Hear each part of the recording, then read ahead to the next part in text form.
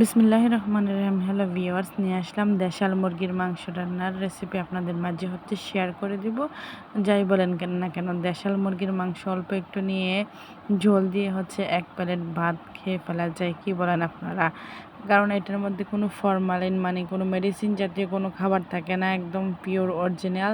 তো সবগুলো মশলা আপনাদের ক্যামেরার মধ্যে দেখিয়ে দিলাম। এখন এখানে পরিমাণ মতো তেল এবং পেঁয়াজ কুচি। সো এদিক দিয়ে একটু পাতলা ডাল রান্না করলাম। তো এখন এই যে আদা রসুন বাটা এখানে অ্যাড করে দিলাম। এরপর সব ধরনের মশলাগুলো এখানে অ্যাড করে দেব। তো সব রান্নার মধ্যে আমি বলে থাকি আপনারা সবসময় বেশি করে মশলা কষিয়ে নেবেন।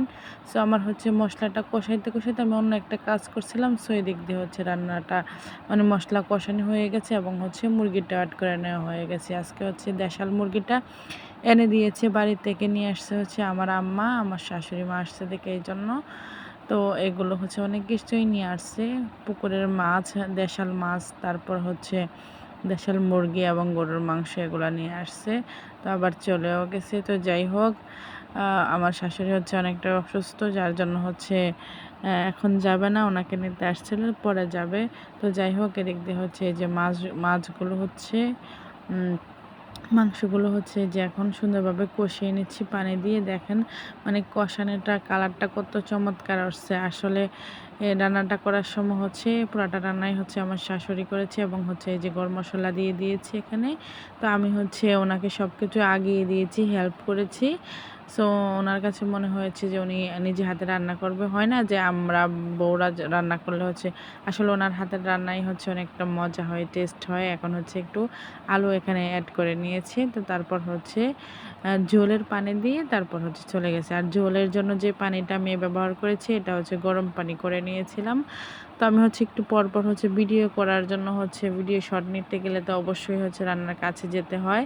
তো এখন এই যে সুন্দরভাবে মানে কষিয়ে নিচ্ছি, এখনও কষানোর মধ্যেই আছে। কারণ দেশাল মুরগির মাংসটা অনেকটাই শক্ত হয়।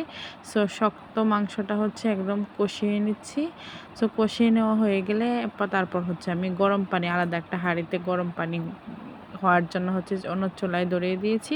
সো ওটা আর শেয়ার করলাম না। তো আমি যখন পানিটা অ্যাড করব তখন, তো আপনারা যারা মাংস রান্না করবেন সবসময় মাংস কষিয়ে রান্না করলে কি মানে খাবারের টেস্টটা দ্বিগুণ বেড়ে যায়। সো গরুয়ানা রান্না আমি সবসময় এভাবেই করে থাকি, যার জন্য আপনাদের মাঝে শেয়ার করা।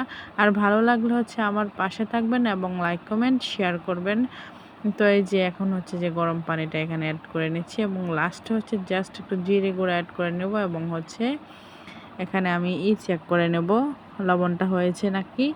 আচ্ছা, এটুকুই ঝোল আমি দিয়েছি। 10 মিনিটের মতো জ্বালিয়ে তারপর আমি জিরে গুঁড়ো এখানে অ্যাড করে নেব।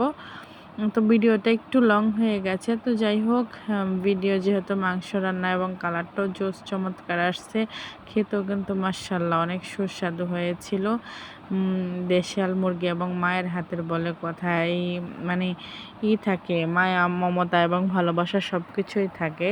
তো যাই হোক, এদিক দিয়ে এই যে দেখতে দেখতে মজাদার চমৎকার রান্নাটি হয়ে গেছে। তো সবাইকেই জানাচ্ছি আসসালামু আলাইকুম, আল্লাহ হাফেজ।